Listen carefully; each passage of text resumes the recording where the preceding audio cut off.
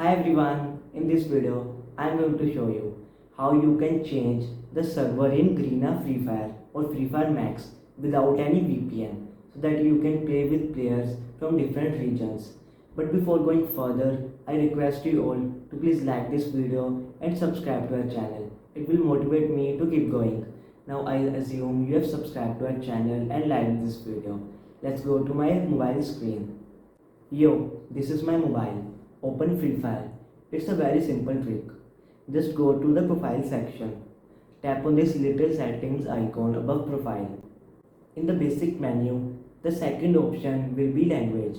Open it. Here you have to select the language of the country in which you want to change your server. For example, if you want to change your server to China and play with Chinese players, select the Chinese language here. Now you know how to change the server of your Free Fire. Don't forget to share this video. Thanks for watching.